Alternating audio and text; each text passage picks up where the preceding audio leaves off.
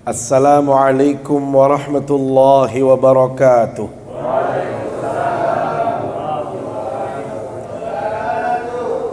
Alhamdulillahi rabbil alamin. Wabihi nasta'inu ala umurid dunya waddin. Wassalatu wassalamu ala ashrafil anbiya'i wal mursalin, Sayyidina wa habibina wa syafi'ina wa maulana Muhammad wa ala alihi wa sahbihi ajma'in. Amma ba'du. Yang kita hormati dan muliakan Bapak Kepala BNN Nusa Tenggara Barat, Brigjen Pol Mayuki SIK MSI. Yang kami hormati Bapak Kabag Umum, Bapak Katim, serta hadirin hadirat jamaah yang dimuliakan Allah Subhanahu wa Ta'ala. Mengawali kajian kita pada sore hari yang penuh dengan kemuliaan ini, izinkan saya mengajak kita semua untuk senantiasa bersyukur kehadirat Allah Subhanahu wa Ta'ala. Karena dipastikan semua yang hadir di tempat yang baik ini mendapatkan begitu banyak kenikmatan dari Allah Subhanahu wa Ta'ala. Yang paling terasa saat ini adalah nikmatnya kita melaksanakan ibadah puasa. Berjumpa dengan bulan Ramadan itu adalah anugerah yang sangat besar, termasuk bagi kita yang saat ini sedang menanti saat berbuka puasa.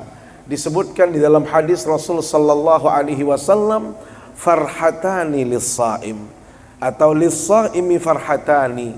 Bagi orang yang berpuasa itu mereka mendapatkan dua kebahagiaan.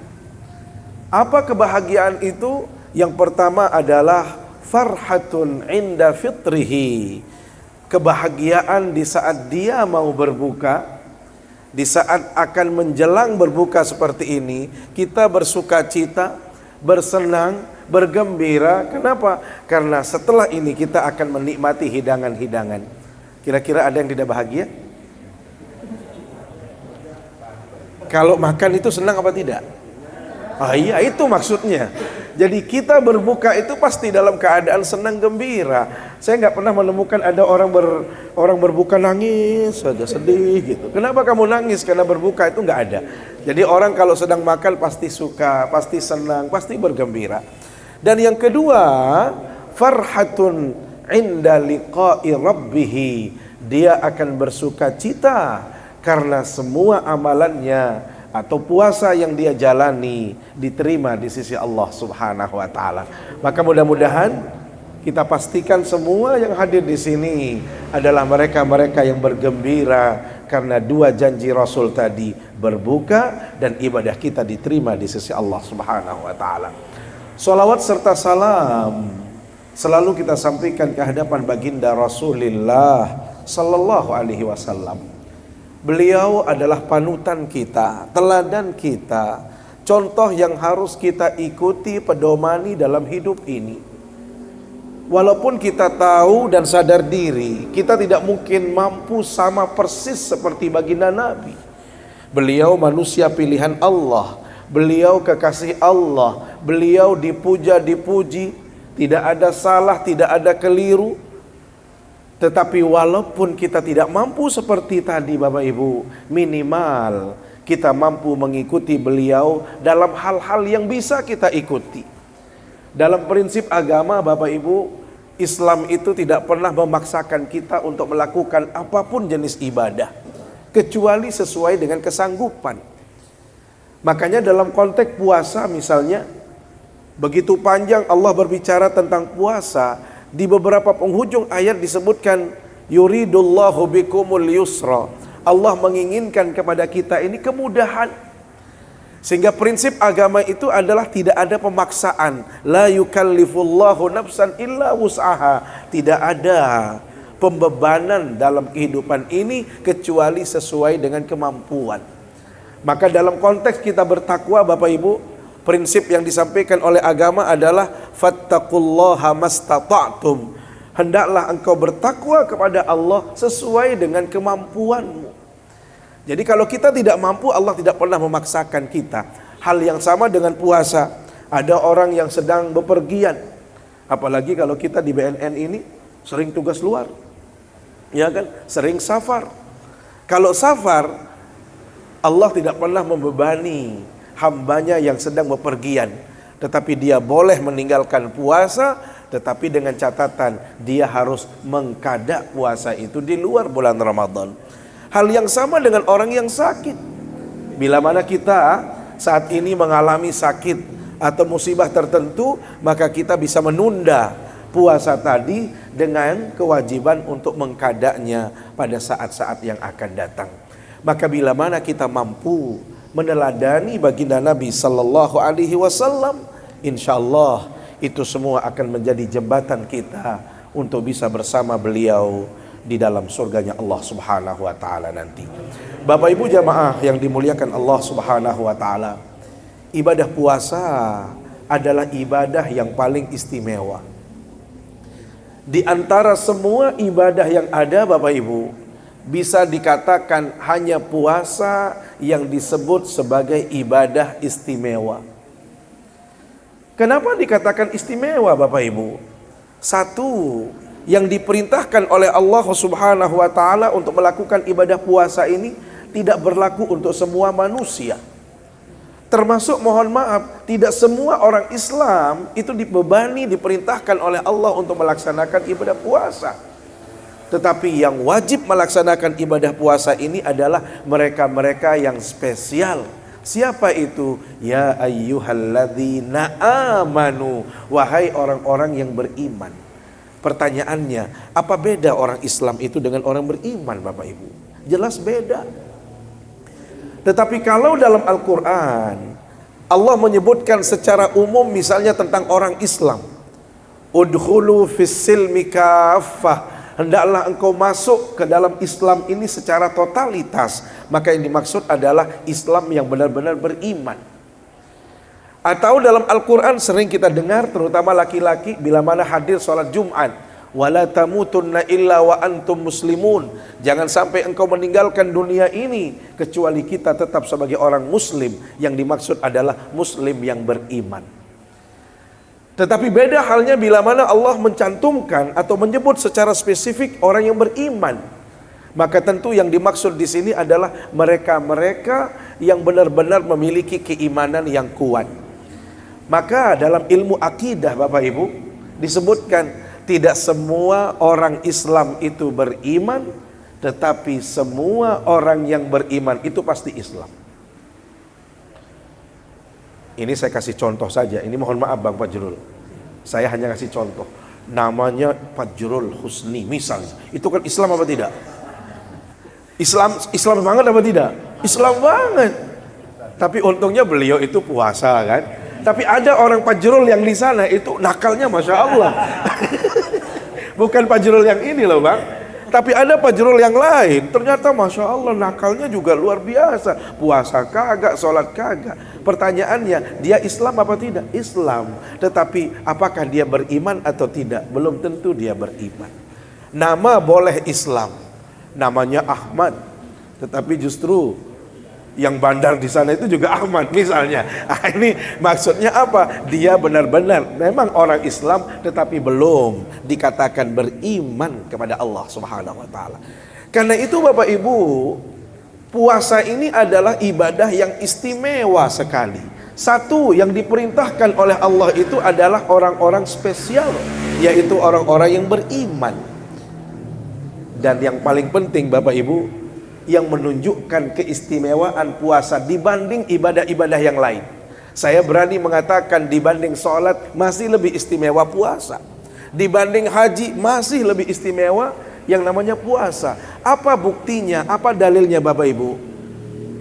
Hadis qudsi di mana Allah Subhanahu wa taala berfirman, kullu amal ibni adam lahu illa siyam fa innahu li wa ana ajzi bihi. Bapak Ibu, di dalam hadis tadi disebutkan semua perbuatan anak Adam itu untuk dia. Tetapi khusus puasa itu benar-benar dilakukan untukku dan saya yang akan memberikan penilaian. Kata-kata saya yang akan memberikan penilaian Bapak Ibu itu hanya berlaku pada puasa, salat, haji, umroh, zakat.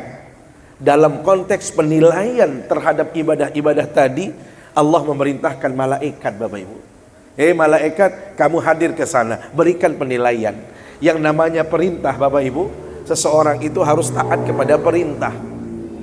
Maka malaikat juga demikian. Malaikat itu sifatnya apa? La ya'sunallaha ma amarahum wa yaf'aluna ma yu'marun. Malaikat itu sama sekali tidak berbuat dosa dan dia konsisten melakukan apa yang diperintahkan oleh Allah Subhanahu wa taala. Maka perintah Allah kepada malaikat, malaikat, al-hasanatu bi asyri amsalihha ila sab'i mi'ati dha'f. Malaikat, Anda berikan penilaian kepada hamba-hamba saya yang salat, yang haji, yang ngaji, yang datang di majelis taklim dan lain sebagainya. Berapa nilainya? Intervalnya antara 1 dibalas 10 sampai 750. 10 sampai 750. Bapak Ibu, kalau ibadah yang lain sudah ketahuan nilai pahalanya. Ini yang dimaksud bahwasanya ibadah selain puasa itu untuk kita. Artinya apa? Begitu kita melakukannya, sudah ketahuan, kebayang nilai pahalanya. Salat kalau kita berjamaah 27 kali lipat. Sedekah bisa dibalas dari 1 menjadi 7 atau sampai 750, maksimal 750. Maka Allah Subhanahu wa taala katakan kepada malaikat, malaikat kasih 1 sampai 750, silahkan. Tetapi karena dia diperintah Bapak Ibu, dia tidak bisa melebihi maksimal tadi. Angka maksimal itu tidak boleh. Kenapa? Karena sifatnya dia diperintah oleh Allah Subhanahu wa taala. Kecuali puasa.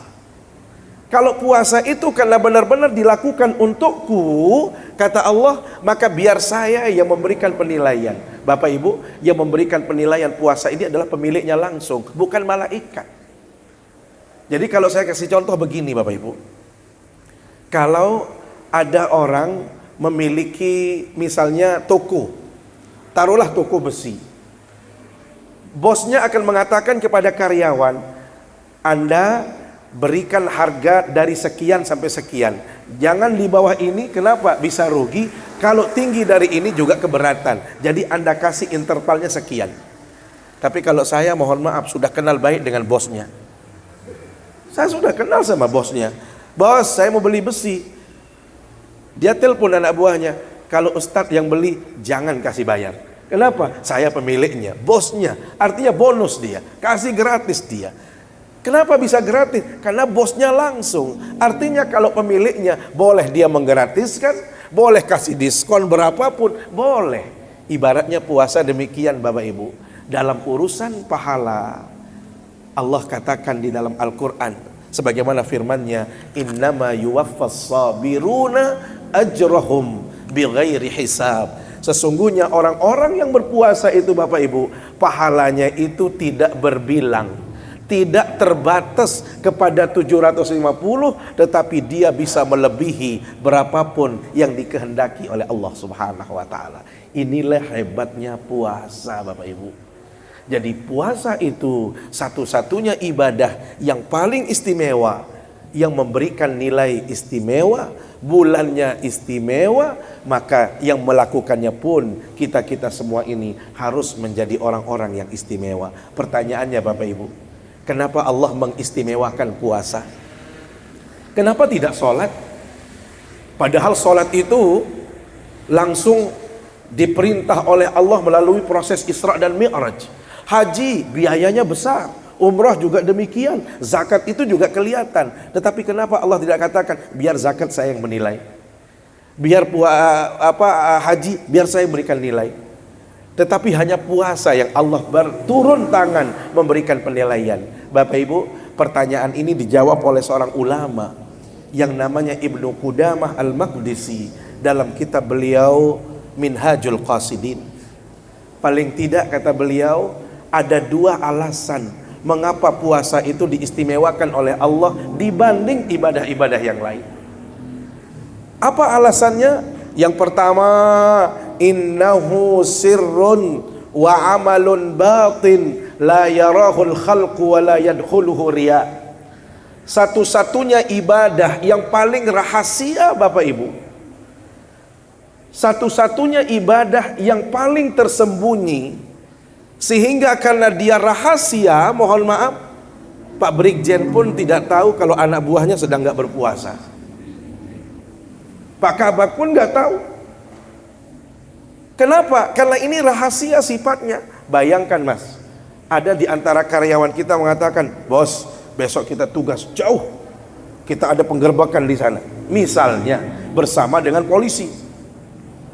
Karena capek sekali, dia minum di sana, atau dia masuk di ruangan, dia makan di situ. Kira-kira ada yang tahu nggak? Kalau dia itu sudah makan tadi, atau dia sudah mematahkan puasanya, kan nggak tahu. Apalagi pulang-pulangnya ke rumah dia pura-pura sakit, pura-pura capek dan lain sebagainya. Kan nggak ada yang tahu.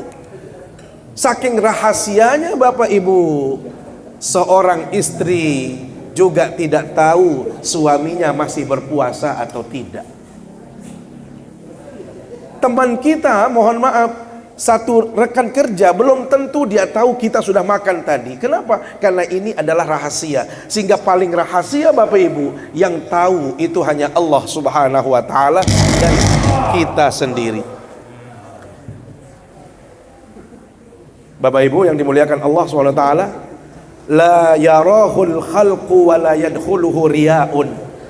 Karena rahasianya ibadah ini Bapak Ibu, maka seseorang itu, mohon maaf, tidak bisa pamer, tidak bisa dia riya, dia tidak bisa dinilai oleh siapapun.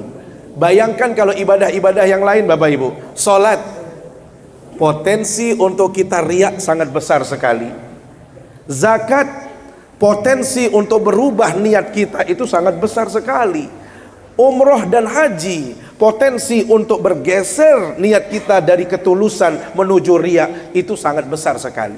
Saya kasih contoh Bapak Ibu. Ini ada yang masih lajang nggak kira-kira? Banyak ya? Lajang kalau di sini.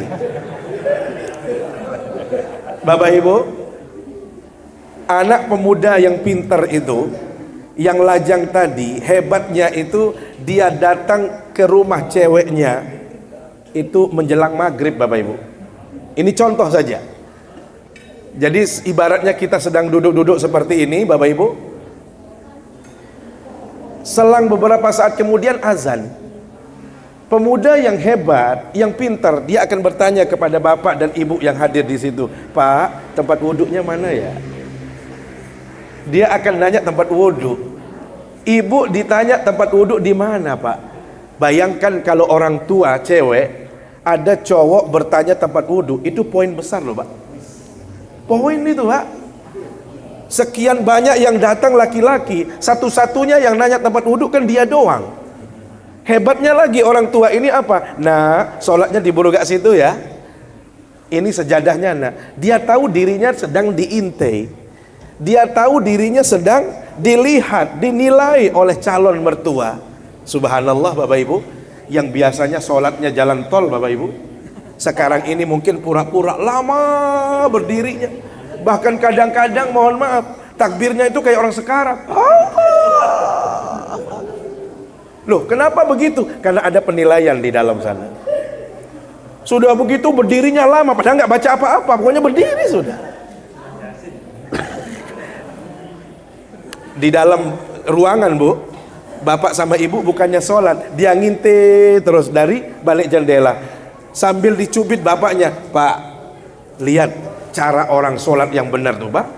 Kita sudah berumah tangga 20 tahun, saya nggak pernah lihat bapak sholat seperti ini. Itu baru calon mantu, sudah ini saja sudah. Itu kan poin besar Pak.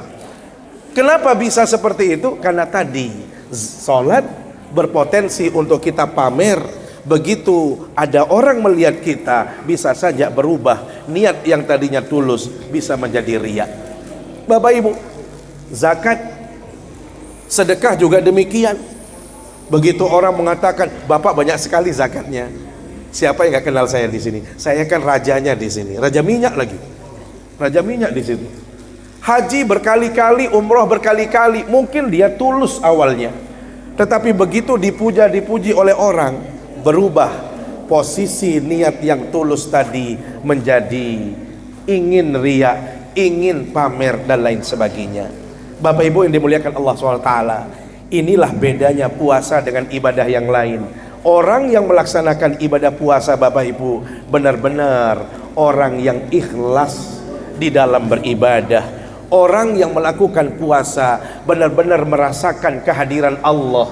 Dia benar-benar merasakan pengawasan Allah. Dia benar-benar merasakan bahwasanya dia bersama Allah Subhanahu wa taala dalam kehidupan ini. Mohon maaf harus saya katakan, bekerja di BNN ini tantangannya berat, Bapak Ibu. Ini Pak Brigjen yang paham, terutama di NTB, Pak. Mudah-mudahan saya salah. Saya pikir 5 besar tujuan narkotika itu NTB, Pak. Dan NTB ini paling strategis, Pak. Kalau mau cari uang mudah, Pak. Pak Brigjen ya. Kalau mau cari uang lewat narkoba itu mudah sekali. Karena semua titik di NTB ini, mohon maaf, sudah masuk. Kalau dulu bayangan kami, Bapak Ibu, hanya di destinasi wisata saja yang masuk kategori zona merah. Sekarang ini semua pedesaan. Tidak ada satupun zona hijau di NTB ini lepas dari narkoba. Jadi walaupun saya bukan ahlinya, Pak. Pak Majrul, tidak pernah dia bisik-bisikin saya, padahal saya perlu juga informasi seperti ini. Tapi saya yakin narkotika di seluruh NTB semua desa kena. Tidak ada satupun yang zona hijau tadi. Sehingga mohon maaf saya katakan, bisnis ini paling menguntungkan, Bapak Ibu. Bisnis yang paling menguntungkan itu bisnis narkoba.